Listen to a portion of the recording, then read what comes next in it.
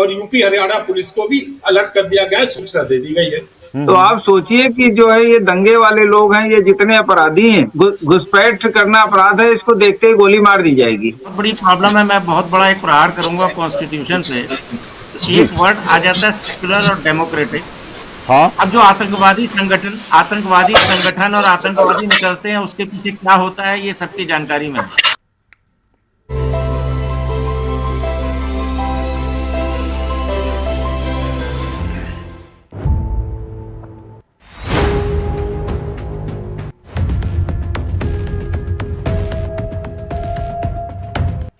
नमस्कार, एजेंडा में आपका स्वागत है। ऑपरेशन सिंदूर से तिलमिलाए पाकिस्तान ने फिर से प्रॉक्सी वॉर की शुरुआत कर दी है, लेकिन इस बार उसने सोची समझी चाल के तहत सफेद पोश आतंकी मॉड्यूल का सहारा लिया है। खुफिया एजेंसियां 10 नवंबर को दिल्ली में लाल किले के पास हुए कार धमाके की परत दर परत की जांच कर रही है, लेकिन अभी तक की जांच में सामने आया है कि दिल्ली धमाके की पूरी प्लानिंग और अंजाम पाक हैंडलरों ने डॉक्टरों के आतंकी मॉड्यूल से कराया और साजिश का खाका तुर्की में बनाया। धमाके के बाद भारत में फिर से पूछा जा रहा है कि आतंकी मुसलमान ही क्यों होता है? क्या धरती के भगवान की विश्वसनीयता सवालों के घेरे में है? क्या मुस्लिम डॉक्टरों का बेड़ा गर्क हो गया है या एडवर्स नैरेटिव बनने लगा है? इसी पर एजेंडा पे हम चर्चा करेंगे। चर्चा में बतौर मेहमान वरिष्ठ पत्रकार राजवीर सिंह जी होंगे, कानूनविद अशोक श्रीवास्तव जी होंगे और कानूनविद के साथ साथ क्राइम एक्सपर्ट रवींद्र वर्मा जी हमारे साथ जुड़ रहे हैं। आप सभी मेहमानों का नमस्कार के साथ स्वागत है। पहले धमाके पर एक छोटी सी रिपोर्ट देखिए। दिल्ली में सोमवार शाम जोरदार धमाका हुआ। इस धमाके में 10 लोगों की जान चली गई, जबकि 25 लोग गंभीर रूप से घायल हैं। सभी सुरक्षा एजेंसियां ये पता करने में लगी हैं कि इस हमले के पीछे कौन था। सोमवार शाम से देश के गृह मंत्री अमित शाह पल पल का अपडेट ले रहे हैं, लेकिन इस पर राजनीति भी शुरू हो गई है। विपक्ष के नेता केंद्र सरकार पर सवाल खड़े कर रहे हैं और पूछ रहे हैं कि 7 महीने में 41 भारतीय मार दिए गए, इसका जिम्मेदार कौन है? 7 महीने पहले पहलगाम में आतंकी हमला होता है। मुझे लगता है ये चिंता का विषय है। ये कैसे हो रहा है, ये लोग कैसे यहाँ आ रहे हैं, और सबसे बड़ी बात है जिम्मेदारी की, जवाबदेही की। आज प्रधानमंत्री मोदी भूटान चले गए, सवेरे उठ के उन्होंने बिहार के लिए वोट अपील करी और उसके बाद वो भूटान चले गए। भूटान जाके वो बोल रहे हैं कि वो भारी मन से आए हैं। अरे तो किसी ने आपकी कनपट्टी पर कट्टा तो लगाया नहीं था, आप क्यों चले गए भूटान? आपको रहना चाहिए था देश में। देश के गृह मंत्री को चुनावों से ही फुर्सत नहीं है। अमित शाह जी कहाँ हैं? अमित शाह जी की और मोदी जी की नाक के नीचे पिछले 7 महीने में 41 भारतीयों की निर्मम हत्या हुई है। क्या कर रही है सरकार? तो बम ब्लास्ट हुआ है तो सरकार को इसमें संज्ञान लेना चाहिए। सरकार पकड़े कौन बम ब्लास्ट किया है। चूक है ये सिक्योरिटी में सर, बहुत बड़ा चूक है, बहुत बड़ा चूक है। मैं तो कहूँगा इंडिया फेलियर तो है ही है ना। अगर इस तरह से होगा दिल्ली शहर के अंदर, जहाँ प्राइम मिनिस्टर रहते हैं, जहाँ प्रेसिडेंट ऑफ इंडिया रहते हैं, पूरी सरकार वहां से चलती है, वहां पर दिल्ली के दिल के अंदर इस तरह का ब्लास्ट होना, मैं समझता हूँ फेलियर है, 100% फेलियर है। देखिए, बहुत ही दुखद है। बहुत जिस तक मैं कल आया तो एकदम मेरे भी बच्चे बाहर गए हुए थे, मैं भी बहुत परेशान हुआ। पता नहीं जब तक वो वापस नहीं आया तब तक परेशान रहा। और जिन लोगों ने परिजनों को खोया है उनके दर्द की कोई सीमा नहीं हो सकती। बहुत ही तकलीफदेह है और ये आतंकवाद का पनपना निश्चित रूप से देश के लिए खतरनाक है। जबकि सरकार में मंत्री और बीजेपी नेता इस हमले की कड़ी निंदा कर रहे हैं और जल्द से जल्द ब्लास्ट के आरोपियों को सजा देने की बात कह रहे हैं। From this platform, I wish to assure my citizens that the country's leading investigative agencies are conducting a swift and thorough inquiry into the incident. The findings of the investigation will soon be made public. I want to formally assure the nation that those responsible for this tragedy will be brought to the justice and will not be spared under any circumstances. बहुत ही unfortunate है ये हादसा और सभी agencies अपना काम कर रही हैं और पूरी तरीके से इसकी तह तक जाने का उनका काम चल रहा है। और हम खुद अस्पताल गए, जो भी इंजर्ड लोग थे मेरा उनसे मिलना भी हुआ।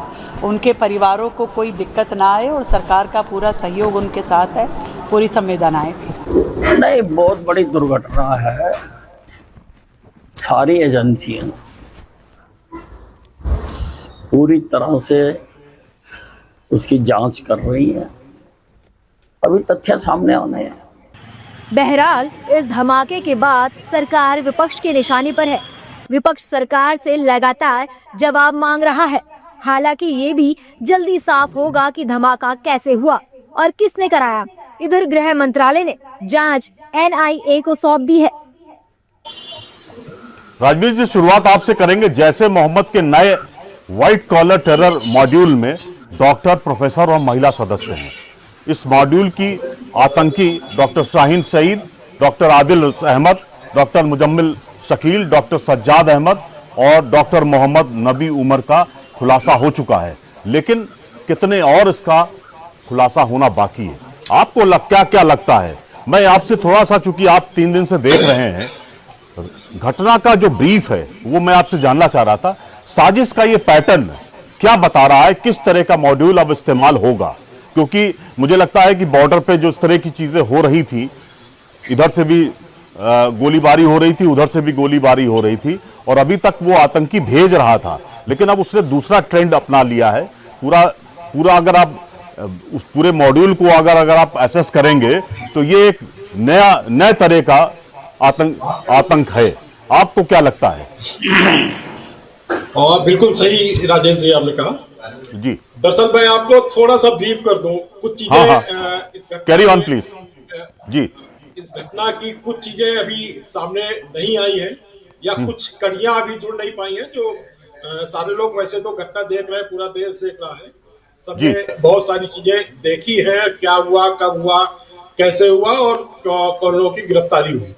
लेकिन मैं आपको बता दूं कि इसकी शुरुआत दरअसल अक्टूबर में हुई थी, जब जम्मू कश्मीर में जैश के कुछ पोस्टर लगाए गए थे। वहां से इसकी शुरुआत होती है और इसके पीछे सूफिया मस्जिद का एक मौलवी इरफान था, जहां से की शुरुआत होती है और जहां से कड़ी मिट्टी हुई हम फरीदाबाद और फिर दिल्ली धमाके तक पहुंचाए। 17 अक्टूबर को वहां पोस्टर लगाया जाता है जैश के। 19 अक्टूबर को पहली गिरफ्तारी होती है मौलवी इरफान की जी। और जब इससे पूछताछ होती है तब Jammu Kashmir police, UP ATS और बहुत सारी एजेंसियां सहारनपुर पहुंचती है और वहां से डॉक्टर आदिल की गिरफ्तारी होती है। जब आदिल से पुलिस बहुत सारी पूछताछ होती है और कड़ाई से पूछा जाता है, तब इससे आगे की कड़ी जुड़ती है फरीदाबाद की जी। फरीदाबाद में लगातार 2 दिन रेड होती है। डॉक्टर मुजम्मिल, डॉक्टर शाहीन वहां से पकड़े जाते हैं। 1900 किलोग्राम विस्फोटक मिलता है। बड़ी साजिश का एक खुलासा होता है। लेकिन थोड़ी सी चूक ये होती है कि इनकी ऑपरेशन के दौरान डॉक्टर उमर अपनी कार लेके वहां से निकल भागता है जी। और उसके निकलने के बाद चूक ये होती है कि एक तो वहां जल्दी से पुलिस प्रेस कॉन्फ्रेंस करके सारी चीजें बता देती है, लेकिन यूपी या और दिल्ली पुलिस को ये इन्फॉर्म नहीं किया जाता कि ये डॉक्टर उमर यहाँ से निकला हुआ है, हरियाणा के नंबर की उसके पास कार है, बॉर्डर में उसकी चेकिंग की जाती है। इसका फायदा उठाता है, ये दिल्ली में घुस जाता है जी। और दिल्ली में 10 से 11 घंटे ये घूमता रहता है। उस बीच कराट प्लेस भी जाता है, कई जगह जाता है और इसके बाद लाल किले के पास जो सुनहरी मस्जिद है उसकी पार्किंग में 3 घंटे रहता है, वहां कार में बैठा रहता है, बहुत सारी फोन देखता रहता है। अब वहां आकाओं से आदेश निर्देश ले रहा था या जो गिरफ्तारियां हो रही थी न्यूज में वो देख रहा था, तो ये सारी चीजें वहां चल रही थी। इसके बाद तो ब्लास्ट हो जाता है और ब्लास्ट के बाद अभी तक जब तक DNA जांच की रिपोर्ट नहीं आ जाती है, DNA रिपोर्ट आ नहीं जाती है, तब तक ये भी नहीं अभी क्लियर किया जा सकता कि ये मारा गया है या ये उस विस्फोट या धमाके के बाद निकल भागा है। हालांकि पूरी संभावना है इसके मारे जाने की। हाँ, ये फिदाइन के रूप में एक्ट कर रहा था उस समय जी। हाँ, लेकिन अभी जब तक उसकी 100 की शिनाख्त नहीं हो जाती है तब तक कभी इसको क्लियर कुछ कहना भी, इसीलिए शायद किसी एजेंसी ने अभी कुछ क्लियर नहीं किया है। ठीक कह रहे हैं आप। अब इसके आगे की बात आपको बताते हैं, ये घटनाक्रम सबने लगभग देखा हुआ है। हाँ। इस बीच गृह मंत्रालय ने NIA को जांच सौंप दी है। हाँ। और आज थोड़ा नक्सल में रखिएगा जी। हाँ, आज सुबह ही इसके 10 अधिकारियों की स्पेशल टीम बना दी गई है। इसके एडीजी विजय सखारे के नेतृत्व में टीम काम करेगी। इसमें आईजी, डीआईजी, एसपी से लेकर डीएसपी तक के अधिकारी हैं। इस बीच आज अभी भूटान से प्रधानमंत्री लौटते हैं और एयरपोर्ट से सीधे एलएनजेपी अस्पताल जाते हैं, जहां विस्फोट में घायल भर्ती हैं। उन घायलों से मिलते हैं और वो करते हैं, और एक 24 घंटे के अंदर वो एक फिर बड़ा संदेश देते हैं जी। उन्होंने भूटान से कहा था कि किसी षड्यंत्रकारी को बख्शा नहीं जाएगा, और यहाँ अस्पताल से निकलने के बाद फिर एक्स पर एक पोस्ट करते हैं कि कोई साजिश करता बचेगा नहीं। ये एक बड़ा संदेश उन्होंने एक तरह से दे दिया है। और इसके बाद अभी थोड़ी देर में वो CCS की बैठक, यानी कैबिनेट कमेटी की बैठक करने वाले हैं। इस बैठक को माना जाता है, जब भी कोई बड़ा फैसला लेना होता है तो इस तरह की बैठक की जाती है। ऑपरेशन सिंदूर हो या एयर स्ट्राइक हो, इसके पहले इस तरह की बैठक में ही ये फैसले लिए गए थे। तो एक ये संदेश भी है। ये तो सारा घटनाक्रम है। हाँ, इस बीच एक खुलासा और हुआ है, एक बड़ा खुलासा हुआ है जी। डॉक्टर उमर जब दिल्ली में प्रवेश हुआ था तो उसके साथ एक लाल रंग की इको स्पोर्ट कार भी थी। हाँ, ये खुलासा अभी थोड़ी देर पहले हुआ है। ये दिल्ली के नंबर की कार है और किसी उमर मोहम्मद के नाम थी। हालांकि जब इसके पते पे पुलिस पहुंची है तो ये पता फर्जी निकला है। अच्छा। दिल्ली पुलिस की 5 टीमें इसका खोज रहे हैं, इसकी तलाश कर रहे हैं, और सारे बॉर्डर टोल नाकों पे चेकिंग शुरू कर दी है। सारे दिल्ली के सारे थानों को अलर्ट कर दिया गया है, और यूपी हरियाणा पुलिस को भी अलर्ट कर दिया गया है, सूचना दे दी गई है। तो ये तो अभी तक का घटनाक्रम है जी। जी, बहुत अच्छी बात है। आपने बहुत थोड़ा सा ब्रीफ में एक नक्सल में कहीं ना कहीं आतंक की जो घटना हुई है वो हमसे शेयर की है। अशोक जी, धमाका कर दिया गया, कानून के हिसाब से क्या होगा, ये एक थोड़ा सा मैं आपसे जानना चाह रहा था। और दूसरी चीज इसमें जोड़ रहे हैं, अभी तक RDX और तमाम सारी चीजें की जा रही थी, लेकिन इसमें अमोनिया नाइट्रेट का इस्तेमाल किया गया है, जो किसानों के लिए सहज तरीके से उपलब्ध है देश में। अगर आप चाहें तो उसका स्टॉक कर सकते हैं, घर में भी कर सकते हैं, दुकान में भी कर सकते हैं, और कहीं भी अपनी अननोन जगह पर भी आप इसका जखीरा रख सकते हैं। अब सहज ढंग से उन्होंने नई टेक्नोलॉजी निकाली है कि उसको कोलैबोरेट करके और LED वगैरह से उसको करके ब्लास्ट कर रहे हैं। आपको क्या लगता है, पूरी प्लान तरीके से सारी चीजें हो रही हैं, जो एक्सट्रीमिस्ट इस तरह की बातें कर रहे हैं, और अब तो वो लोग शामिल किए गए हैं जो डॉक्टर्स हैं, मतलब इसमें ज्यादातर डॉक्टर्स आपको ऐसे हैं जिन्होंने MBBS किया है, MSMD किया है, 10-12 साल उन्होंने मेडिकल की पढ़ाई में खपाए हैं। और मेडिकल की पढ़ाई मुझे लगता है और भी अन्य प्रोफेशनल कोर्सेज से ज्यादा कठिन होती है, क्योंकि उसमें आपको समय ज्यादा देना पड़ता है, कंसंट्रेशन ज्यादा करना पड़ता है, तब जाके आप MBBS और MSMD की डिग्री पा पाते हैं। क्योंकि विद इन जो सेमेस्टर सिस्टम है, विद इन जो कॉलेज है, उसमें अंदर जो एग्जाम्स होते हैं वो बहुत टफ है।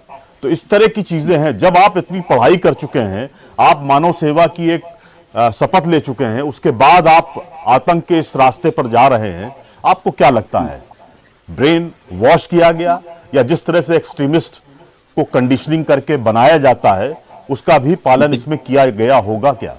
प्लीज शेयर करिए जा। देखिए, सबसे पहले तो आप 2 बातें स्टार्टिंग से लेके चलिए जी।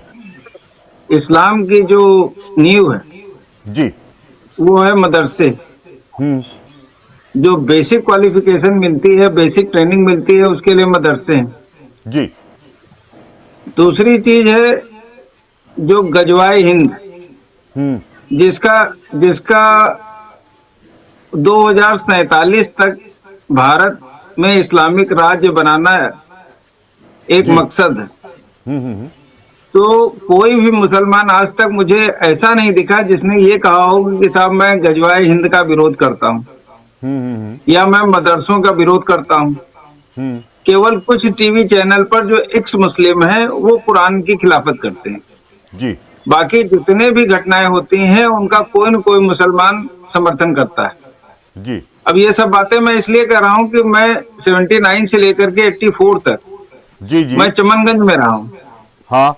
और चमनगंज में रहने के साथ साथ जो उठने बैठने वाले लोग थे, जो आबादी थी मेरे घर के आसपास, वो सब मुसलमान थे।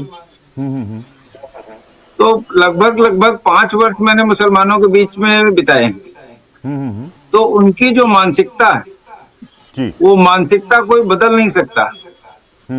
और हम जो ये लचर कानून लिए बैठे हैं, हाँ, अभी आप देखिए कि तमाम आतंकी जो जिनको सजा हुई थी उनको सुप्रीम कोर्ट ने छोड़ दिया। हाँ, छोड़ दिया।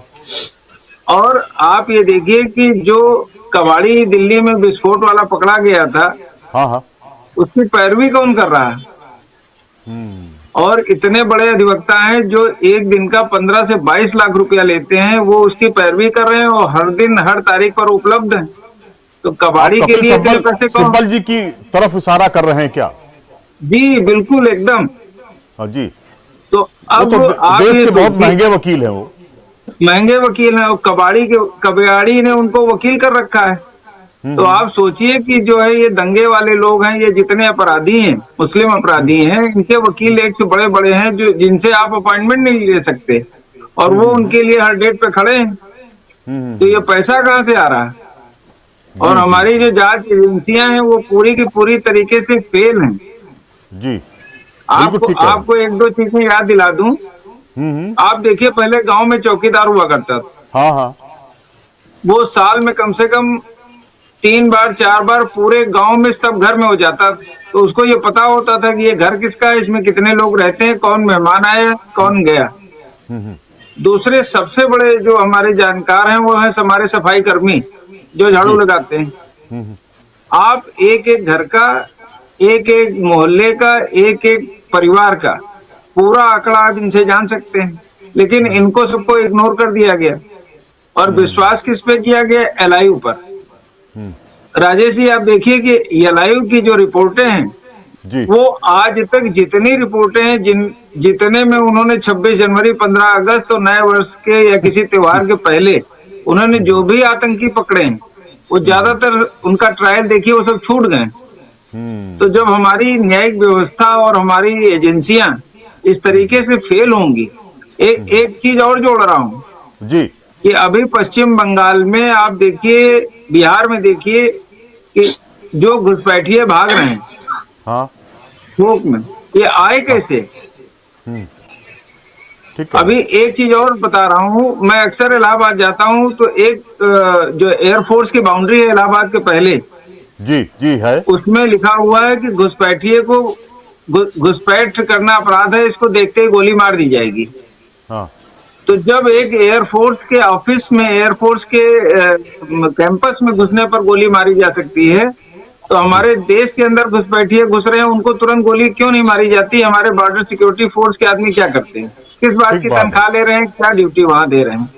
तो खाली इसलिए कि वो पैसा लेके घुसपैठियों को अंदर घुसा रहे हैं, यहाँ उनके आधार कार्ड और पैन कार्ड और सब राशन कार्ड बन रहे हैं। तो इस तरीके के विस्फोट ये तो कम है, इससे बहुत ज्यादा हो सकते हैं। ठीक बात है। तो हमारी जो एजेंसियां हैं, ये उनकी पूरी तरीके से विफलता है। ठीक बात। अशोक जी, आपने तमाम पहलुओं पर सवाल तो उठाई दिए हैं और अच्छी बात है। मैं वर्मा साहब आपके पास जाना चाह रहा था। वर्मा साहब, बस सीधा सा सवाल है, इस पूरी घटना के पीछे मोडस ऑपरेंडी आप क्या देख रहे हैं, और जो नया पैटर्न आया है धमाके करने का, क्योंकि समूह के पॉइंट ऑफ व्यू से देखा जाए, एक उन्होंने इस तरह का क्लास अब इस बार लिया है जो बिल्कुल हाईली एजुकेटेड है, उसका ब्रेन जल्दी से कंडीशन नहीं किया जा सकता है, लेकिन वो समझदार बहुत है, उसके सिक्स सेंस भी अपने होते हैं। डॉक्टर फैकल्टी की बात कर रहा हूं, मेडिकल फैकल्टी की बात कर रहा हूं। उन्होंने तमाम ऐसे 5 लोगों को शामिल किया। 5 लोग तो कहीं ना कहीं इसमें इन्वॉल्व ही हैं, डायरेक्टली इन्वॉल्व है। आप क्या देख रहे हैं, मोडस ऑपरेंडी किस तरह की ये है, किस तरह का, क्योंकि क्राइम का आपका काफी अनुभव भी रहा है, उस पॉइंट ऑफ व्यू से मैं जानना चाह रहा था आपसे। जी, मेरा ये कहना है कि कोई भी इस तरीके की आतंकवादी घटना होती है तो उस पर निश्चित तौर पे जांच की जाती है, और जांच में जो परिणाम आते हैं वो काफी सभी की जानकारी में, उसमें कुछ ओपनली कहना ठीक नहीं होगा कि वो उसके परिणाम क्या आते हैं और उस आतंकवाद के पीछे कौन लोग होते हैं। लेकिन जब कोई एक आतंकवाद की घटना होती है तो कोई एक पर्टिकुलर पर्सन या ग्रुप ऑफ पर्संस खाली रिस्पॉन्सिबल नहीं है। हाँ। उसके पीछे पूरा नेशनल और इंटरनेशनल नेटवर्क काम करता है। हमारी सुरक्षा एजेंसियां जो है सुरक्षा के लिए लगी हैं, बचाने में लगी हैं। अगर मेरा अपना ये मानना है कि हम इस वजह से सिक्योरिटी एजेंसीज को या उसको सिक्योरिटी नेटवर्क को ये माने कि ये पूरी तरह से फैले हो रहे, तो मेरा ऐसा मानना इसलिए नहीं है क्योंकि अगर एक घटना होती है तो दर्जन भर घटनाएं रुकती भी हैं, जो हम लोगों की विजिलेंस की वजह से, कई सतर्कता की वजह से और अपना पूरा इंस्पेक्शन से, छापेमारी से बहुत सी घटनाएं, एक घटना होती है तो बहुत सी घटनाएं रुकी भी होती हैं। जी जी। अब जो आतंकवादी संगठन है उनका काम है आतंकवाद फैलाना, गवर्नमेंट डिस्टेबलाइज करना, पब्लिक को टेरराइज करना, तो उनका तो ये एम है फुल टाइम, उनका ये फुल टाइम जॉब है। तो हमें जब कोई मैटर इस तरीके का होता है तो जब अगर हमारे सामने कुछ ना कुछ इमीडिएट पर्संस के नाम आए, जब उनको हम पकड़ेंगे, गिरफ्तार करेंगे, कानूनी कार्रवाई करेंगे, तो हमको सिर्फ वहीं तक सीमित नहीं रहना, हमको उसके पीछे का पूरा नेटवर्क जड़ तक ढूंढना है। क्योंकि जो पीछे से सपोर्ट होता है, फंडिंग होती है, 5 आदमी आगे होते हैं, 500 आदमी पीछे होते हैं, तो हमें इसके जब एक घटना हो ही गई, अब इसकी जांच रुकनी नहीं चाहिए जब तक वो 5 के पीछे 500 लोगों का पर्दाफाश ना हो जाए, और उसके जो परिणाम होंगे वो तो पब्लिक के सामने आएंगे ही।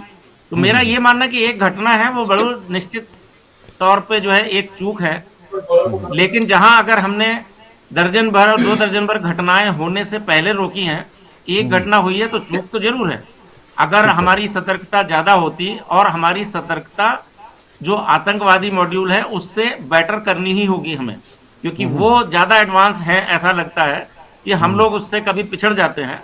तो हम लोगों को अपनी सिक्योरिटी एजेंसीज को और इंटेलिजेंस यूनिट्स को और एडवांस बनाकर और सक्षम बनाना होगा, जिससे कि हमें पूरा इसका नेटवर्क का पता चले, उस नेटवर्क को हम जड़ से उखाड़ फेंके और इस तरीके की घटनाओं को होने से रोका जा सके। परिणाम जो आते हैं वो सबको पता है। इस आतंकवाद के पीछे क्या है, तो किसी धर्म संप्रदाय या मजहब का नाम क्या लेना, परिणाम बताते हैं, उसमें मेरे कोई बोलने या ना बोलने काम नहीं है। वो तो परिणाम आते हैं, तो उसके एनालिसिस और स्टैटिस्टिक्स देख ली जाए तो वो पता चलता है कि इसके पीछे क्या है। और निश्चित तौर पे पाकिस्तान हताशा की स्थिति में है, उसकी अपनी अनस्टेबल गवर्नमेंट है और उनका जो है कोई आतंकवाद यहाँ पे उनके मन मुताबिक फल फूल नहीं रहा है, तो उनको तो हर मौके की तलाश है।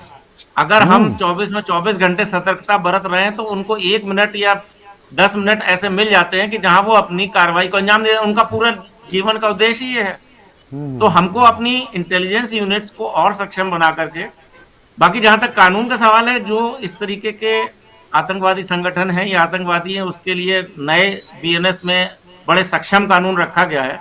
111 और 113 बीएनएस में जो ऑर्गेनाइज क्राइम है और जो टेररिस्ट एक्टिविटीज हैं, उनके लिए लाइफ इम्प्रिजनमेंट और डेथ सेंटेंस तक के प्रोविजन है कि अगर किसी आतंकवादी घटना में किसी नागरिक की मृत्यु हुई है तो डेथ सेंटेंस तक प्रोवाइडेड है। बस हमारी जो यूनिट्स हैं, जो एजेंसीज हैं, जो इन्वेस्टिगेशन एजेंसीज हैं, उनको इतना सक्षम बनना होगा कि ये घटना होने से रोकी जा सके, और अगर घटना हो गई है तो उसको उसके अंजाम तक पहुंचाया जा सके, जिससे कि एक बाकी का संगठन उस पर सबक ले और आगे दोबारा अपना सर उठाने की कोशिश ना करे। और इसमें मैं समझता हूं कि जो इन्फिल्ट्रेटर्स हैं, जो बाहरी मुल्क से लोग घुस आए हैं, जिनको किसी ना किसी राजनीतिक उद्देश्य से रोका नहीं गया, जो कि रोका जाना चाहिए था, इसके पीछे राजनीतिक उद्देश्य भी हैं। इस तरीके के लोग आते हैं तो वो कहीं ना कहीं किसी पार्टी को सपोर्ट करके उस पर वोट भी देते हैं। तो इस तरीके के इलीगल जो इन्फिल्ट्रेटर्स हैं, जो आउटसाइडर्स हैं, जो घुस आए हैं, उनका सफाया करना, उनको निकालना, उनको पॉइंट आउट करके डिटेक्ट करना, उनका भी एक ये पार्ट है इस ऑर्गेनाइज क्राइम और टेररिस्ट एक्टिविटीज में। हमें उनकी भी समय रहते रोकथाम करनी होगी, नहीं तो ये आतंकवाद दिन पर दिन अपने नाक की तरह फन बढ़ता चला जा रहा है। इसको अगर हम लोग सक्षम कार्रवाई करेंगे तभी ये इसको आगे जो है रोका जा सकेगा, नहीं तो ये तो हमेशा इसी तलाश में है। इन्हें तो कुछ ना कुछ करना है, इनके जीवन का उद्देश्य यही है, ये इसीलिए जन्म लिया है, इनका लाइफ का आगे का उद्देश्य भी यही है कि हमें आतंकवाद करना है और गवर्नमेंट को डिस्टेबलाइज करना है। तो मेरा मानना यह है कि अपनी इंटेलिजेंस यूनिट्स को थोड़ा सा और सक्षम बना के और एडवांस बना करके इन चीज़ों को टाइमली डिटेक्ट करना, और जहां कोई इस तरीके की घटना पाई जाती है तो उसके पीछे का पूरा नेटवर्क जो है ध्वस्त करना, ये हम लोगों की प्रायोरिटी होनी चाहिए, जिससे कि ये बार बार रिपीट ना हो। और मुझको लगता है जहां तक सरकारें हैं, अपना इसमें पूरा उनका प्रयास रहता है कि ये कोई भी सरकार ये नहीं चाहती है कि उनके समय में इस तरीके की घटनाएं हो जो एक सोशल डिफेम का कारण बने, गवर्नमेंट के लिए ब्लॉट हो, तो कोई अपने रहते हुए ये चाहता नहीं है। किसी भी गवर्नमेंट को हम ये ब्लेम नहीं कर सकते कि ये गवर्नमेंट की वजह से ऐसा कोई घटना हो गई। गवर्नमेंट तो चाहती है कि भाई सब अच्छा चले, तो ही अच्छा चला जाएगा, तभी पब्लिक भी अच्छा मानेगी, लेकिन फिर भी हो जाती हैं। तो उसके लिए हमें अपनी इंटेलिजेंस यूनिट जो है वो और इसमें जो है एडवांस करनी होगी और सक्षम बनानी होगी, तब शायद ये संभव होगा। और इनका नेटवर्क खत्म करना बहुत जरूरी है। हम अपना एक्शन जो है सिर्फ 5 या उनके पीछे 500 लोगों को छोड़ के उनके पीछे का पूरा नेशनल या इंटरनेशनल जो लिंक्स हैं, हमें उनको भी खत्म करना होगा, तब हम इसमें सफलता पा पाएंगे। ठीक बात है। डॉक्टर वर्मा साहब अभी आपके पास आते हैं। वरराजवीर जी, दो चीजें हैं। ऑपरेशन सिंदूर हम मान के चल रहे हैं कि चल रहा है। सेंट्रल गवर्नमेंट ने भी पिछले दिनों इसको इंडिकेट भी कर दिया कि हमारा ऑपरेशन सिंदूर बंद नहीं हुआ है। आपको क्या लगता है? हालांकि प्राइम मिनिस्टर मोदी ने बहुत सारी चीजें भूटान से भी इंडिकेट कर दी और दिल्ली में उतरते ही उन्होंने कुछ अपने मैसेज फ्लोट कर दिए हैं, लेकिन पुख्ता इंतजाम या पुख्ता सबूत के साथ जो सीसीएस की मीटिंग हो रही है उसमें तमाम सारे बिंदु रखे जाएंगे। आने वाले वक्त में कोई आपको लगता है कि कुछ ड्रास्टिक डिसीजन होने जा रहा है क्या? क्योंकि देखिए, अभी तक केंद्र सरकार ने इस धमाके के बारे में ये भी नेटवर्क नहीं खोला है, बस कयास लगाए जा रहे हैं। स्पेकुलेशन है कि ये पाकिस्तान में बैठे हैंडलर काम कर रहे हैं, तुर्की में बैठे काम कर रहे हैं, कुछ और नेटवर्क इधर उधर बांग्लादेश से भी होगा। हालांकि एक आप जानकारी में डाल दें कि पाकिस्तान अब बांग्लादेश के जरिए हमारे यहाँ थोड़ा इस तरह की घटनाओं को अंजाम देने की कोशिश कर रहा है। आपका क्या मानना है? क्या आपको लगता है कि जो वहाँ पाक हैंडलर हैं वो चारों तरफ अपना विकल्प खोले हुए हैं और मुश्किल पैदा करेंगे इंडिया में? और राजेश जी देखिए, कुछ चीजें तो बहुत साफ है जी। ये घटना से पहले, ऑपरेशन सिंदूर के बाद जो भी बयान आए हैं, चाहे हमारे प्रधानमंत्री के हो, चाहे रक्षा मंत्री के हो, या सेनाओं की तरफ से, सेनाओं के प्रमुखों के, एयरफोर्स और सेना प्रमुख की हो, सबने कहा है ऑपरेशन सिंदूर चालू है, ऑपरेशन सिंदूर बंद नहीं हुआ। और यहां तक कहा है कि हमको युद्ध के लिए हमेशा तैयार रहना होगा। जी जी। ये स्थिति कभी भी आ सकती है।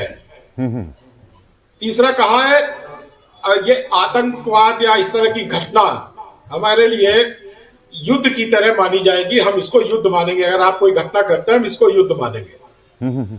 और इसके बाद, इस घटना के बाद प्रधानमंत्री जी का 24 घंटे में 2 बार संदेश, एक भूटान से, एक भारत लौटने के बाद जी, कमोबेश रक्षा मंत्री और गृह मंत्री जी का भी यही संदेश है कि घटना के पीछे साजिशकर्ताओं को, षड्यंत्रकारियों को छोड़ेंगे नहीं, बख्शेंगे नहीं। तो जाहिर सी बात है, ये संदेश सीधा है कि बॉर्डर के उस पार से जो भी हो रहा है जी जी, उसको हम बख्शेंगे नहीं। अगर बॉर्डर के उस पार किसी ने साजिश रची है तो उसको बख्शेंगे नहीं, ये संदेश है। और जो चीजें आ रही हैं उससे यह जाहिर हो रहा है कि ये सारी चीजें बॉर्डर के उस तरफ से, यानी जैश की तरफ से की जा रही है, जैसे मोहम्मद की तरफ से की जा रही है। हाँ, इसमें इस बार थोड़ा सा चेंज ये लग रहा है, जो डॉक्टर्स हैं, लग रहा है कि इनको जो आदेश निर्देश मिल रहे थे वो तुर्की से मिल रहे थे। अब इसके पीछे हो सकता है कि पाकिस्तान अगर ये लोग जाते तो इनका तुरंत खुल जाता, पकड़े जाते। तो ब्लास्ट से पहले जो तुर्की का कनेक्शन आया है, उसमें यह है कि जो डॉक्टर मुजम्मिल और जो ब्लास्ट करने वाला है डॉक्टर उमर, ये दोनों कुछ दिन पहले ही तुर्की गए हैं। और डॉक्टर मुजम्मिल तो 2 बार 3 बार गया है, अपने पासपोर्ट पर गया है तुर्की। तो माना जा रहा है प्लानिंग वहां हुई है। और बड़ी बात यह है, तुर्की से लौटने के बाद मुजम्मिल ने और एक बार उमर ने उसके साथ लाल किला और आसपास की रेकी भी की है। अच्छा, तो ये सारी चीजें, ये सारी कड़ियां जुड़ रही है कि जैसे कि आका, जाहिर सी बात है, तुर्की में बैठ के आदेश निर्देश दे रहे थे, वहां ये मिलने गए, वहां प्लानिंग हुई और उसके बाद ये ब्लास्ट किया गया।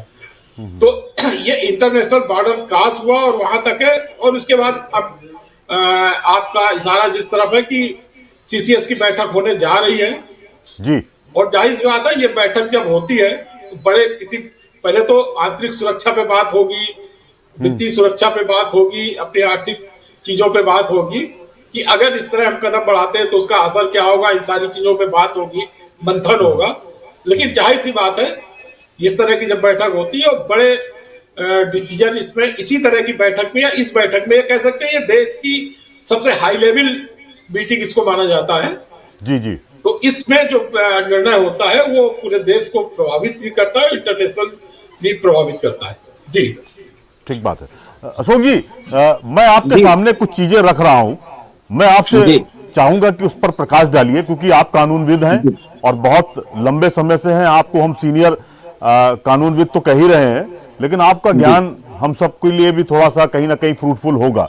कसाब को लेकर हमने सालों उसको पाला, उसको बिरयानी भी खिलाई, सब कुछ खिलाया, और एक सजा हुई, जबकि ये बिल्कुल क्लियर कट था सारी चीजें कि उसने मुंबई में निर्दोष लोगों का कत्ल किया है, गोली मारी। फिर भी हम उसे पाले रहे। हमारा कानून इस तरह का है कि सिस्टम से चलिए, हियरिंग होगी, फिर बाद में सारी चीजें, उसमें ट्रायल होगा, ट्रायल के बाद उसमें जज साहब वो सजा सुनाएंगे, जो भी डिसीजन देंगे। भारतीय कानून में तत्काल इस तरह की सजा का कोई प्रावधान इस तरह की घटनाओं में क्यों नहीं आ रहा है? क्यों नहीं इस तरह का अमेंडमेंट किया जा रहा है जैसा गल्फ कंट्रीज में किया जा रहा है? आपको क्या लगता है, कहीं पिछले 10, 15, 20 सालों में इस पर कभी विचार किया गया, या आने वाले वक्त में कोई विचार की गुंजाइश आप देख रहे हैं क्या? राजेश जी, मैं आपको याद दिलाऊं, अभी कुछ समय पहले हम लोगों ने चर्चा की थी जिसमें एक जज साहब ने एक छोटी बेटी थी, उसके साथ कुछ घटना हुई थी, जिसका 46-48 दिन में उन्होंने ट्रायल कंक्लूड किया। ठीक कह रहे हैं आप, बांदा की घटना थी वो। जी, बांदा की घटना थी जी। तो हमारे जो ये पीठासीन अधिकारी जजेस बैठे रहते हैं, और पुलिस महकमा और ये जो दूसरी इंटेलिजेंस एजेंसीज हैं जो इन्वेस्टिगेशन पूरा कंप्लीट करती हैं, आखिर क्या वजह है कि ये इन टाइम इन्वेस्टिगेशन नहीं कंप्लीट करती, और इस तरीके से फास्ट ट्रैक कोर्ट्स बनी है उनमें इनको ट्रायल कंप्लीट करके तुरंत क्यों नहीं सजा सुनाई जाती? इसके पीछे जो सबसे बड़ा खेल है, वो खेल ये है कि हमारे जो एडवोकेट्स हैं बड़े बड़े जी, वो इतने सक्षम है कि वो जुडिशरी तक को प्रभावित कर देते हैं। अगर वो बड़े वकील खड़े हो गए तो जज साहब भी उनके सामने मजबूर हो जाते हैं। वो लंबी लंबी बहस उनकी सुनते रहते हैं, और कोई जूनियर वकील खड़ा होता है तो वो कहते हैं नहीं नहीं बस अब मुझे नहीं सुनना। तो ये अंतहीन सिलसिला जो है, ये केवल और केवल कानूनी विफलता है और हमारी एजेंसीज की विफलता है। जी जी। जो ट्रायल हम 2 महीने, 4 महीने, 6 महीने में कंक्लूड कर सकते हैं, उसको हम सालों चलाते हैं, और उसके पीछे इन हमारे जो नेता हैं इनका भी निस्वार्थ रहता है। ये कसाब को जिंदा रखते हैं, कसाब को बिरयानी खिलाते हैं, और उसके बाद जब सजा होती है तो उसका भी फायदा उठाते हैं या किसी को नुकसान होता है। जी जी। ये है स्थिति। आप चाइना की तरह क्यों नहीं कार्रवाई करते हैं? चाइना में कर दीजिए आप विस्फोट, अभी आपको पता लगेगा। इजराइल के कुछ आदमी को हमास ने उठाया था, 80,000 से ज्यादा हमास और गाजा में लोगों को मार दिया इजराइल ने। हाँ ठीक। तो आप तो 140 करोड़ का देश है, आपके पास किस चीज की कमी है? आप केवल इच्छा शक्ति की कमी है। आप जिस दिन चाह लेंगे उस दिन शाम को 24 घंटे में पाकिस्तान खत्म हो जाएगा। ठीक है। पाकिस्तान का नाम लेने वाला कोई नहीं रहेगा। ये पावर है आपकी। आप 56-57 मुस्लिम देश हैं, उनको अगर एक साथ आप निपटाने पे आ जाएं तो 15-17 दिन में 15-17 देशों को आप निपटा देंगे। ये पावर इंडिया की है इस समय, और हर क्षेत्र में। सबसे बढ़िया मिलिट्री आपकी है, आपके पास सैन्य सज्जा सब है, आपके पास सारी व्यवस्थाएं हैं, केवल कमी है इच्छा शक्ति की। और दूसरा एक जो सबसे खराब चीज है कि जो फॉरेन में बैठे हुए लोग फंडिंग करते हैं, मान लीजिए मैं केवल जॉर्ज सोरोस का नाम ले रहा हूँ, जिनके बारे में कहा जाता था कि साहब मोदी जी को हटाने के लिए उन्होंने ओपनली कहा था कि मैं 10,000 करोड़ रुपया खर्च करूंगा, ये करना चाहता हूँ। तो आप ये सोचिए कि क्या वो पैसा राजेश जी के पास आएगा, राजवीर के पास आएगा, मेरे पास आएगा, या रविंद्र जी के पास आएगा? वो पैसा तो हवाला के जरिए जो बड़े बड़े पॉलिटिकल पार्टीज है उनके पास आएगा, उनसे डिस्ट्रीब्यूट होगा। आप क्यों नहीं उनके खाते खंगालते हैं? आप क्यों नहीं एलआईयू को लगाते हैं कि साहब इनके पास पैसे कहाँ से आ रहे हैं? एक पॉलिटिकल आदमी जो सभासद है वो मेरे सामने ऐसे ही टहलता घूमता और कुछ दिन में स्कॉर्पियो ले आता है। हाँ हाँ हाँ। जो गवर्नमेंट में बैठे हुए नेता हैं वो भी 1000 करोड़ 2000 करोड़ के आदमी हो जाते हैं। भाई आप जनसेवा कर रहे हैं, 2000 करोड़ रुपया लेके क्यों बैठे हुए हैं? आप दीजिए जनता को। तमाम जगह पीने की व्यवस्था नहीं, सिक्योरिटी एजेंसीज के पास व्यवस्थाएं नहीं, आप 2000 करोड़ रुपया लिए बैठे हैं, क्यों बैठे हैं? और देश सेवा करने की बात करते हैं। तो जब तक शक्ति नहीं होगी तब तक राजेश जी कुछ होने वाला नहीं।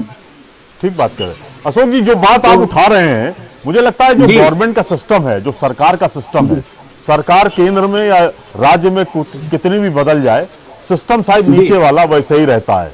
हम लोग सोच रहे थे कि भाजपा की सरकार में थोड़ी रेमेडी होगी, थोड़ा सा भ्रष्टाचार पे, करप्शन पर लगाम लगेगा, लेकिन कमोबेश स्थितियां वैसी ही हैं, उसमें इजाफा ही हो गया है।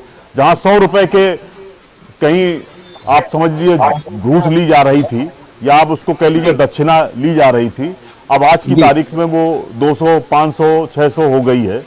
तो कहीं ना कहीं कमोबेश जो गवर्नमेंट का जो सिस्टम है, या कह लीजिए जो हमारी मशीनरी है, चाहे वो प्राइवेट के पॉइंट ऑफ व्यू हो और चाहे वो गवर्नमेंट के पॉइंट ऑफ व्यू हो, सिस्टम वही है, उसी की तरह है।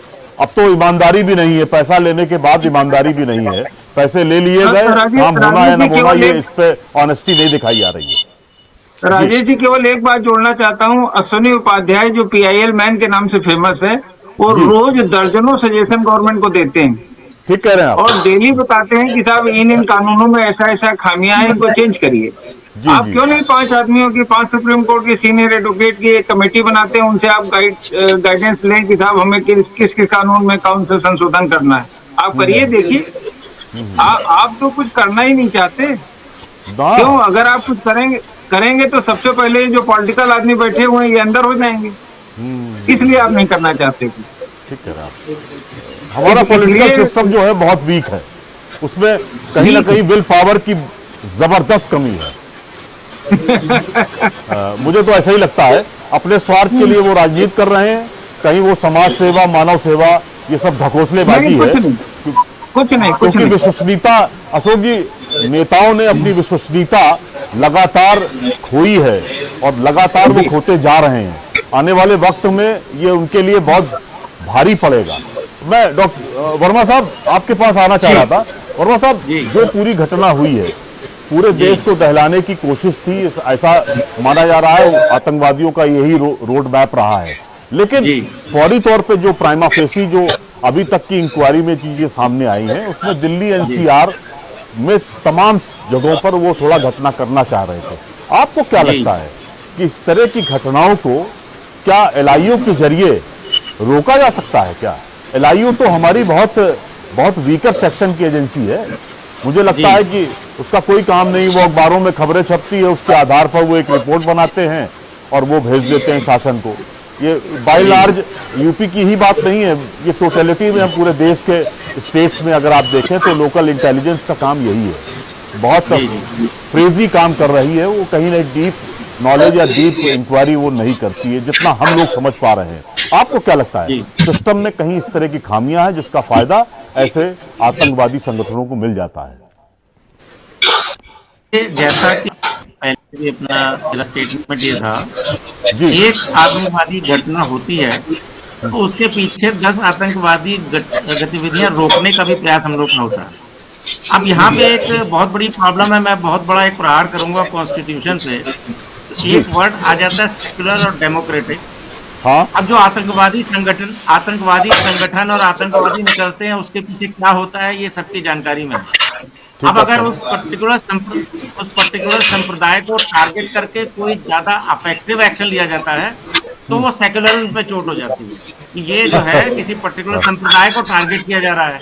तो गवर्नमेंट कहाँ पे वीक होती है कि वो अगर ये समझ के, जान के, एविडेंसेस कलेक्ट करके, लिंक्स जोड़ करके भी कार्रवाई करना चाहती है, तो इसमें हमारे ही देश में जो और विपक्षी पार्टियां हैं, राजनीतिक पार्टियां हैं, तो उसका इशू नेशनल सिक्योरिटी नहीं होता लोगों का, ये होता है कि सेक्युलरिज्म पे चोट हो रही है, जबकि वो सेक्युलरिज्म पे चोट नहीं है, वो आतंकवाद पे चोट है। अगर पर्टिकुलर आतंकवाद को चोट पहुंचाने के लिए अगर कोई गवर्नमेंट कार्रवाई कर रही है तो उसमें हमारे यहाँ की राजनीतिक पार्टियां सवाल उठाने लगती हैं कि ये पर्टिकुलर संप्रदाय को टारगेट किया जा रहा है। वो उनका सब्जेक्ट ये नहीं होता है कि ये टेररिज्म को अटैक किया जा रहा है, पर्टिकुलर संप्रदाय को अटैक किया जा रहा है। यहाँ पे एक जो डेमोक्रेटिक कंट्री है हमारी, जो सेक्युलर है, तो हम आतंकवाद को लेकर के चल रहे हैं, लेकिन उसको संप्रदाय का रूप दे दिया जाता है। और अगर इस तरीके की कोई घटना होती है तो इस घटना पे मेरा मानना है कि जितने भी नेशनलिस्ट हैं, जो उस तरीके के लोग हैं, उनको सबको मिलके एक साथ एकजुट खड़े होना चाहिए। यहाँ पे पक्ष और विपक्ष नहीं है, ये नेशनल सिक्योरिटी की थ्रेट है। तो इसमें इस मुद्दे पर कम से कम सब पार्टी को एक सुर में बोल करके कार्रवाई करनी चाहिए। पार्लियामेंट या गवर्नमेंट इस रूलिंग पार्टी से नहीं चलती है। आप विपक्ष में हैं या किसी राजनीतिक पार्टी को बिलोंग करते हैं, तो आप पार्लियामेंट में सोने के लिए नहीं बिठाए गए। आपके भी व्यूज हैं, आपकी भी सुनी कही जाती है, आपको भी सुना जाता है, उस पर भी इम्प्लीमेंट होता है। ऐसा कोई तानाशाही का सिस्टम तो है नहीं कि रूलिंग पार्टी गवर्नमेंट में पार्लियामेंट बैठी है तो सिर्फ रूलिंग पार्टी ही की चलेगी और दूसरे की कोई अगर वैल्यूएबल एडवाइस या सजेशन होगा तो वो नहीं सुना जाएगा। लेकिन यहाँ जितना भी लोग राजनीतिक लाभ उठाते हैं, ये बड़ा दुर्भाग्य की घटना होगी। उस पर एकजुटता दिखाने की बजाय, एक साथ खड़े होने की बजाय, यहाँ आपस में ही राजनीतिक पार्टियां लाभ लेना और आरोप और प्रत्यारोप शुरू हो जाता है। यहाँ हम लोगों को एकजुट होकर के आतंकवाद के खिलाफ होना है। उसमें पक्ष विपक्ष नहीं है, कोई पर्टिकुलर राजनीतिक पार्टी नहीं है। तो ये मेरा मानना है ये कि एक सोच और अप्रोच में बड़ा एक बेसिक डिफरेंस है। एक सेक्युलर के नाम पे अगर कोई एक्शन गवर्नमेंट लेना भी चाहे तो उसमें ये ब्लेम होता है कि ये टारगेट किया जा रहा है, और जहां पे सबको मिलकर एकजुट होकर के आतंकवाद के खिलाफ खड़े होना चाहिए, वहां लोग एक दूसरे पे आरोप प्रत्यारोप करते हैं। अरे ये एक मुद्दा है, इसमें कोई सही और गलत राजनीतिक पार्टी नहीं, इसमें सबको एक होना चाहिए। सब मिलकर के ये समाधान निकालें कि अगर ये घटना हुई है, इसको मिलकर के सारी पार्टियां मिलकर के समाधान निकालें कि इसका क्या बेहतर तरीका है। तो ऐसा नहीं है कि पक्ष विपक्ष है तो कोई अगर बेहतर तरीका किसी के पास अगर उपलब्ध है, कोई बेहतर आइडिया है, तो उसको लिया नहीं जा सकता, बिल्कुल। लेकिन यहाँ उसका भी लोग एडवांटेज लेना शुरू करते हैं, तो सिक्योरिटी और टेररिज्म तो हो जाता है पीछे, उसके पॉलिटिकल एडवांटेजेस और डिसएडवांटेजेस हो जाते हैं आगे। तो ये बड़ी शर्मनाक बात है। जब नेशनल इशू है तो all parties and all every citizen of country is on same platform. नहीं, ये आपने वर्मा साहब आपने बहुत बढ़िया सजेशन दिया है। मुझे लगता है इस पर पॉलिटिकल पार्टीज को भी संज्ञान में लेना चाहिए। अगर वो इस एक पार्टी पक्ष में एक विपक्ष में है तो ये पार्टी नहीं, मुझे लगता है कि वो जो आपने इशू उठाया कि नेशनल सिक्योरिटी का मामला है, तो मुझे लगता है उसी पर मैं कहना चाहूंगा कि एक ऑपरेशन सिंदूर स्टार्ट हुआ और ऑपरेशन सिंदूर से कुछ ना कुछ निश्चित तौर पे, अब मैं वहां पे बॉर्डर पे तो नहीं गया, लेकिन जो कुछ भी मटेरियल अवेलेबल होता है मीडिया पे और न्यूज में, तो कुछ कार्रवाई तो की गई ना, लेकिन वहां उसका भी ब्लेम होता है कि कुछ नहीं किया गया, हवा में गोली दाग दी गई, कोई बम नहीं गिरा। ये बहुत शर्मनाक बात है। ये डेफिनेटली लोग अपने पर्सनल बेनिफिट्स और गेन्स के लिए इस तरीके की एंटी पब्लिसिटी करते हैं, जबकि इस मुद्दे पर सबको एक होना चाहिए। आप पॉलिटिकल इश्यूज को लेकर के खूब एक दूसरे की टांग खींचो, पतलून खोलो, लेकिन जब नेशनल सिक्योरिटी की बात है तो सबको एक फ्रंट पे होना चाहिए। इंपॉर्टेंट पहलू आपने रखा है। मैं राजनीति जी आपके पास आना चाह रहा था। राजनीति जी, दो चीजें आपके सामने रख रहे हैं। फरीदाबाद का अल फलाह जो यूनिवर्सिटी है वो बहुत घेरे में है इस घटना के बाद। हालांकि उनकी वाइस चांसलर ने आज तमाम सारे क्लेरिफिकेशन दिए हैं कि हमारा कोई इन्वॉल्वमेंट नहीं है, हम जो लोग पकड़े गए हैं उनका कोई हमारे यहाँ से कोई सरोकार नहीं था। तमाम स्पष्टीकरण उन्होंने अपने अपने अंदाज में दिया है। लेकिन ये तो बिल्कुल क्लियर कट है ना कि इस यूनिवर्सिटी में 40-50 बच्चे जम्मू कश्मीर के पढ़ रहे हैं, डॉक्टरी कर रहे हैं, तमाम और सब्जेक्ट में वो यूजी और पीजी कर रहे हैं। ये तो बिल्कुल एस्टैब्लिश फैक्ट है ना, फिर ऐसा क्यों? तो क्या आपको लगता है कि पहली बार कोई यूनिवर्सिटी घेरे में आई है क्या? अब ये तो क्या क्लियर कट नहीं कहा जा सकता कि ये यूनिवर्सिटी घेरे में है।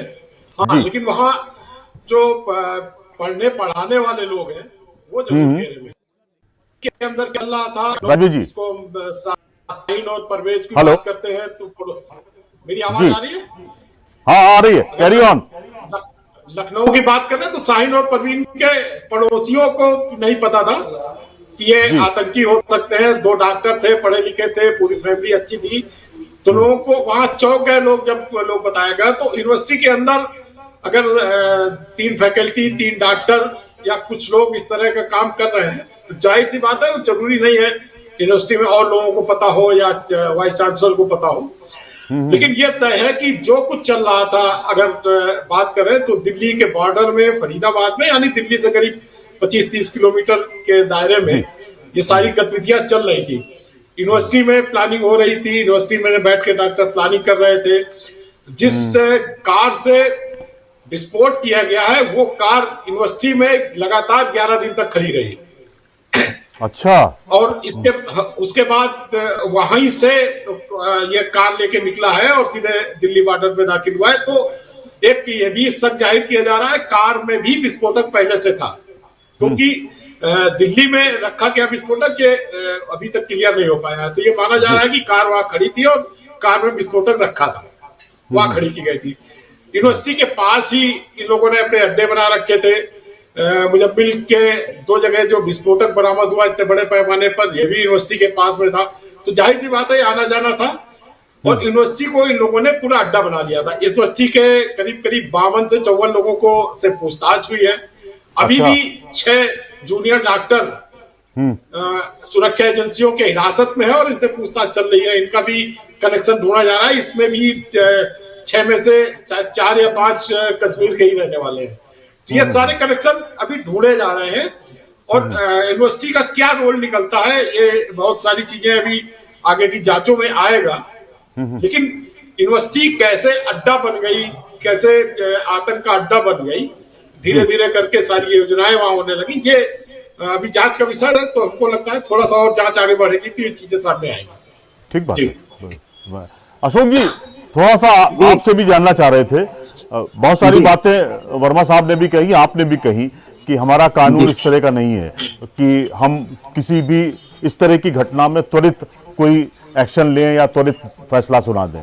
आपको लगता नहीं है कि जो चीजें हो रही हैं, यानी ऑपरेशन सिंदूर, जिस तरह से घटना हुई उसके बाद ऑपरेशन सिंदूर हुआ और अब इस जो धमाका हुआ है, आपको लगता नहीं है कि आतंकवादी जो संगठन है वो अब अलग अलग तरह से प्लान करेंगे, अलग अलग तरीके लाएंगे वो, और कहां कहां उनको इस तरह की घटनाएं करनी है वो भी करेंगे? आपको लगता नहीं जो कानून के लोग हैं, सरकार है और मुझे लगता है जुडिशरी है, मिल बैठ के ये नहीं तय कर सकती है कि क्या अब इस तरह की घटनाओं पर हमको त्वरित एक्शन लेना चाहिए, जल्दी ट्रायल हो और ताकि फैसले हों, ताकि नजीर बन सके और इस तरह की घटनाओं को रोका जा सके? क्या इस तरह के कोई रास्ते अब नहीं बन सकते हैं क्या? राजेश जी, सबसे पहले ऊपर से मैं चलता हूं जी। क्या सुप्रीम कोर्ट के जजेस किसी आतंकवादी के लिए, किसी ऐसे बड़े वकील के लिए 3 बजे कोर्ट खोल के बैठते हैं? क्या ये सबके लिए खोल के बैठते हैं कोर्ट? तो आखिर इस बात पर चर्चा क्यों नहीं होती कि भाई आप क्या वैसी वजह थी कि आप 3 बजे रात में कोर्ट खोल के बैठ गए? तुरंत आपने जो है उसी दिन पिटीशन दाखिल हुई, उसी दिन आपने तुरंत स्टे ऑर्डर कर दिया। आप देखिए कि यूपी में बाबा जी हैं, जितने एक्शन वो करते हैं उस पर कहीं भी डिमोलिशन होने जा रहा है उस पर सुप्रीम कोर्ट इमीडिएट स्टे क्यों कर दे रहा है? कौन से जज बैठे हुए वहां? तो आप अगर बहुत ऊंचाई से चलिए तो बहुत ऐसी चीजें जो हमको दिखती नहीं लेकिन समझ में आती हैं। अगर आप उसको कुछ कहिए तो कंटेम्प्ट का नोटिस जारी हो जाएगा जी। अब आप दूसरी तरफ चले आइए कि जो हमारे पॉलिटिकल लोग हैं, जिनके ऊपर जिम्मेदारी है कानून बनाने की, उसका पालन कराने की, वो भी एकदम सोए हुए बैठे। आप देखिए कि उनके द्वारा कौन सा ऐसा एक्शन ले लिया गया कि सिवा टीवी पर स्टेटमेंट देने की धरातल पर कौन सी कार्रवाई हुई? और आपने ऑपरेशन सिंदूर स्टार्ट किया था, आपने मान लीजिए कि वो जहां पर आपने बम मारे वो ऐसा मिसाइल सेंटर था जो किसी और देश का वहां था सामान, तो आपको उसके बाद एक्शन बढ़ा देना चाहिए था। आप खाली कह रहे हैं कि ऑपरेशन सिंदूर चल रहा, तो आप कम से कम 150 से ज्यादा मुस्लिम संस्थाएं ऐसी हैं जो गजवाए हिंद के लिए काम कर रहे हैं जी। आप पकड़ किसी को नहीं रहे। आपको याद होगा कि दिल्ली में मोहम्मद साहब पकड़ा गया था, जो पकड़ा नहीं गया था, भाग गया था कोरोना के टाइम जी। और ये पूरी संस्था जो है तबलीगी जमात या आरएसएस के विरोध में बनी हुई, जिसका हेडक्वार्टर आपके इंडिया में, इसकी फंडिंग कहाँ से होती? 3.5 लाख से ज्यादा जो है मस्जिदें बनी, उसका रुपया कहाँ से आ रहा है? हर डिफेंस के ग्राउंड पर एक एक मजारें बनी हुई हैं, उनको कौन बना रहा है? उनके पैसे कहाँ से आ रहे हैं? तो फिर आप क्या कर रहे हैं? और इसका जवाब जो जनता मांगती है, तो फिर आप कहते हैं कि साहब जनता से आप विरोध कर रहे हैं, आप गवर्नमेंट का विरोध कर रहे हैं। जी जी जी। तो जब तक आप स्वयं, भाई हमने आपको चुन के बैठाया, आप वहां काम करिए, और आपकी एजेंसी अगर प्रॉपर काम नहीं कर रही है, आप उसके खिलाफ एक्शन लीजिए। तो ये चीजें भैया जब तक नहीं होंगी, तब तक आप धरातल पे सुधार अगर चाहते हैं, ये 150 संस्थाएं मुस्लिमों की काम कर रही हैं, इनकी फंडिंग क्यों नहीं जांच करते आप? ठीक बात। ये फॉरेन से कहाँ से पैसा आ रहा? और आप कस के जांच कर दीजिए। अभी देखिए, आप लगा दीजिए 300, 400, 500 एडवोकेट, चार्टर्ड अकाउंटेंट, उनको हायर कर लीजिए। आप एडवोकेट्स को हायर कर लीजिए। आप देखिए जितनी 2 नंबर की प्रॉपर्टी है, जितना फंड है, ये सीए आपको ढूंढ के बता देंगे कि कहाँ कितने कैसे आ रहा। तो खाली इच्छा शक्ति होनी चाहिए कि हमें काम करना है। बिल्कुल सही, बिल्कुल सही। मैं अशोक जी आपके पास वापस आता हूँ, फाइनल कमेंट भी चाह रहा था। वर्मा साहब, आपसे फाइनल कमेंट चाह रहे हैं इस पूरी घटना से। जो लब्बो लुआब निकल के आया है उसमें यह है कि जो हमारी मेडिकल फैकल्टी है, जिसको धरती का भगवान भी कहा जाता है, आज हाशिए पे चली गई। उसमें तमाम सारे क्वेश्चन मार्क भी उठा दिए गए हैं। आपको क्या लगता है आने वाले वक्त में डॉक्टर जितने भी हैं, उनके सबके लिए विश्वसनीयता का या क्रेडिबिलिटी का एक बड़ा डेंट हो गया है, उसको सुधारने में मुश्किल आएगी क्या? जी, मुझे ये लगता है कि जो आतंकवाद के पीछे कोई पर्टिकुलर प्रोफेशन, सर्विस या एकेडमिक क्वालिफिकेशन अब रही नहीं। ये आतंकवाद तो ये कहीं तक भी इन्होंने फैलाया हुआ है। जो आतंकवादी हैं, उनका संगठन जो है वो किसी भी हद तक, किसी भी रूप में कभी भी सामने आ सकता है। तो मेरा कहना यही है कि हम लोगों को अपना नेटवर्क और इंटेलिजेंस यूनिट को और स्ट्रेंथन करके उसको एडवांस बनाना होगा, जिससे कि मेरा बेसिक पॉइंट यही है कि इस नेटवर्क को तोड़ना जरूरी है। इस नेटवर्क को जड़ से उखाड़ फेंकना जरूरी है। फिर उसके पीछे वो चाहे क्वालिफाइड टेररिस्ट हों, चाहे वो इलिटरेट और अनएजुकेटेड टेररिस्ट हों, लेकिन वो सब पार्ट नेटवर्क का है। अगर हमने उस नेटवर्क को ट्रेस कर लिया और उसकी पूरी जड़ें उखाड़ के फेंक दी, तो फिर वो डॉक्टर है या इंजीनियर है या नेता है या अभिनेता है, उससे फर्क नहीं पड़ता। कोई भी हो सकता है। वो डेफिनेटली टेररिज्म के पीछे कोई भी हो सकता है, चाहे डायरेक्टली चाहे फंडिंग करके। लेकिन लिंक्स हैं, वो लिंक्स ब्रेक करने होंगे। 5 लोग आगे घटना को अंजाम देते हैं, उसके पीछे कितने 500 और 5000 लोग हैं, हमें उस नेटवर्क तक पहुंच करके उसे खत्म करना है। सिर्फ जो सामने लाइट में आए उनको पकड़ना, उनके अगेंस्ट लीगल एक्शन लेना या उनको पनिश भी कर देना सफिशिएंट नहीं है, क्योंकि नेटवर्क इंटैक्ट है। नेटवर्क जो है अपना पिक एंड चूज, अगर आज आपके सामने 10 लोग हाथ में पकड़ में आ गए, वो दूसरे 10 लोग तैयार कर लेंगे। वो नेटवर्क बदस्तूर है। तो जब तक वो नेटवर्क नहीं टूटेगा, तब तक हम लोग सक्षम कार्रवाई करने में या शांति बहाल करने में सफल नहीं होंगे। इसके लिए हम लोगों को पूरा ये नेटवर्क ढूंढ करके बिल्कुल निष्पक्ष भाव से उस नेटवर्क को खत्म करना है। तो ये जो आए दिन नए आतंकवादी पनपते हैं, अलग अलग रूप में, अलग अलग वेश में, अलग अलग प्रोफेशन में, तब शायद इस पे कुछ रोक लगना संभव हो। तभी ये संभव है आगे कि ये नेटवर्क से हम लोग निजात पा करके और शांति बहाली हम लोग करवा पाए। ठीक बात है। राजवीर जी, आपसे फिर फाइनल कमेंट चाह रहे हैं। आपको लगता है कि जो घटनाक्रम हुआ है और सरकार के जो भी एक्शंस हो रहे हैं, आने वाले वक्त में आप कोई बड़ा डिसीजन आप देखने जा रहे हैं, खासकर हमारे पड़ोसी देश पर, या विद इन कंट्री कोई बड़ा एक्शन देखने जा रहे हैं क्या? राजेश जी, इस पर बात करने से पहले थोड़ा सा जो वर्मा जी ने कहा जी, नेटवर्क की बात, देखिए अभी 6 महीने में नहीं हुए पूरे। हाँ, पहलगाम की जो घटना हुई थी और इसके बाद ऑपरेशन सिंदूर हुआ। हमको लगता है कि ये नेटवर्क उस समय तोड़ने की कोशिश की, ऑपरेशन सिंदूर किया, जैसे मोहम्मद के या उमर के, मौलाना उमर के तमाम सारे परिवार के लोग मारे गए, सब कुछ हुआ, नेटवर्क तोड़ने की कोशिश की। और इसके बाद इतना बड़ा नेटवर्क काम करता रहा, जिस नेटवर्क की अभी मदरसों से कहा जाता चलाते हैं, क्योंकि वो कम पढ़े लिखे या गरीब बच्चे होते हैं तो उनको ब्रेन वॉश करना आसान होता, कर लेते हैं।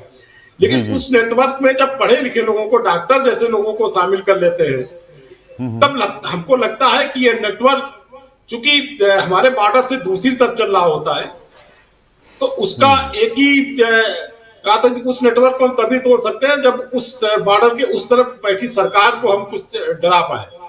अच्छा, और उस सरकार को यही आतंकी संगठन चला रहे होते हैं, इसलिए थोड़ा सा मुश्किल हो जाता है। तो जो नेटवर्क की बात है, तो इसको तोड़ना इसलिए मुश्किल होता है। हाँ, हम इस नेटवर्क में को तोड़ने के लिए जो लोग पकड़े जाते हैं, जैसे अभी बात हो रही थी बांदा की रेप की घटना की। हाँ, जब 38 दिन में ये बात उठाई थी जी। हाँ जी, जब 38 दिन में या 48 दिन में हम रेप की घटना में फैसला कर सकते हैं, सजा सुना सकते हैं, हाँ, तो ठीक है, इसमें आप 365 दिन ले लीजिए। हाँ, आपको याद है एक घटना कानपुर की याद दिलाते हैं जी। तत्कालीन विधायक बिलातीराम कित्ताल जी की 88 में मर्डर हुआ था। हाँ, आतंकवादी भी पकड़े गए थे। हाँ, लेकिन आज वो आतंकवादी सुप्रीम कोर्ट से जमानत पे छूटने के बाद कहाँ है पता नहीं। हाँ। उनकी केस की फाइल कहाँ है पता नहीं है, शायद फाइल बंद हो चुकी है। हाँ। तो जब इतनी बड़ी घटना हो जाती है, एक विधायक मारा जाता है और वो फाइल बंद हो जाती है या उस फाइल का पता नहीं है। हाँ जी। तो आप समझ सकते हैं इतने सालों में 38 साल 40 साल जब आपको लगेंगे, तो जाहिर सी बात है आप क्या सजा देंगे और क्या कर पाएंगे। तो इसमें सोचना पड़ेगा, हमारे लीडरशिप को भी सोचना होगा, हमारे न्यायपालिकों को भी सोचना होगा, हमारी एजेंसियों को भी सोचना होगा कि कैसे जल्दी से जल्दी सारे चीजें इकट्ठा करें, गवाही करवाएं और सजा दिलवाएं। तो थोड़ा सा हर तरफ सोचना होगा, नेटवर्क तो तोड़ना ही होगा, इस तरफ भी ध्यान देना होगा। अच्छी बात आपने कही है। अशोक जी, आपसे भी फाइनल कमेंट चाह रहे थे जी। कानून विद हैं आप, और इतने साल हो गए आपको कानून के बीच में रहना, उसके साथ खेलना, धाराओं के साथ कहीं ना कहीं गेम भी करना और मुवक्किल को कहीं ना कहीं एक राहत देना। आपको क्या लगता है, हम सालों से सुन रहे हैं, मतलब 3 दशक 4 दशक हो गए, आतंकवादी घटनाएं बार बार हो रही हैं, लोग मारे जा रहे हैं, लोग घायल हो रहे हैं, आंसू निकलते हैं, सरकार मरहम लगाती है, नेता न मरहम लगाते हैं, उसके बाद वक्त बीतता है और सब खत्म हो जाता है। पहलगाम की घटना, राजवीर जी ने कहा कि 6 महीने हो गए, आपको क्या लगता है सब भूल गया, ये देश भूल गया है? इस तरह की घटना को दोबारा न भूला जाए, इस तरह के नेटवर्क को तोड़ा जाए। आप एक बहुत संक्षेप में चाह रहे हैं, क्या हैमर करने वाली पॉलिसी बनानी चाहिए?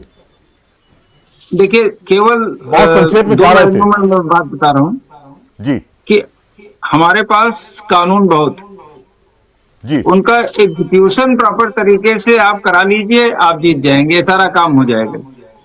कानून में कमी नहीं है, कानून के एग्जीक्यूशन में कमी। अब पड़ोसी देश आप चाइना में चले जाइए, उनके यहाँ कानून और एग्जीक्यूशन दोनों में कमी नहीं। आप कर लीजिए वहां कोई आतंकी घटना, तो यही मुसलमान वहां पर क्यों नहीं आतंकी घटना करते हैं? जी जी जी। तो अब आप समझ लीजिए कि हमारे और उनके कानून समान है, उनका एग्जीक्यूशन में अंतर है। और एग्जीक्यूटिंग बॉडी जब तक दुरुस्त नहीं की जाएगी, तब तक कोई सुधार संभव नहीं। आज आपके चैनल के माध्यम से एक नई चीज मैं जोड़ रहा हूँ जी। आप देखिए कि हम लोग जो है दुनिया भर की सब चर्चाएं करते हैं। हाँ। ये जो आतंकवादी घटना है जी, हर आतंकवादी मुसलमान ही क्यों निकलता है? हाँ। और कोई व्यक्ति, कोई मुस्लिम कम्युनिटी, कोई मुस्लिम संस्था इनका विरोध क्यों नहीं करती, खुल के क्यों नहीं आती? एक चीज। एक तीसरी सबसे बड़ी चीज जो बता रहा हूँ, जो आपके चैनल के माध्यम से गवर्नमेंट को भी आगाह कर रहा हूँ जी, जो गजवाए हिंद को लेकर के हिंदुओं के खिलाफ कोई न कोई किसी न किसी तरीके की साजिश चलती है, जिसमें अभी चूंकि 5 डॉक्टर इन्वॉल्व हैं, इसलिए मैं आपको याद दिला रहा हूं और चैनल के माध्यम से गवर्नमेंट को आगाह करता हूं कि जितनी महिलाएं जिनको यूट्रस में प्रॉब्लम हो या किसी और प्रॉब्लम हो तरीके की, उनके ऑपरेशन करके जबरदस्ती उनके यूट्रस निकाल दिए जाते हैं ताकि वो गर्भाधान न कर सके, बच्चा पैदा न कर सके।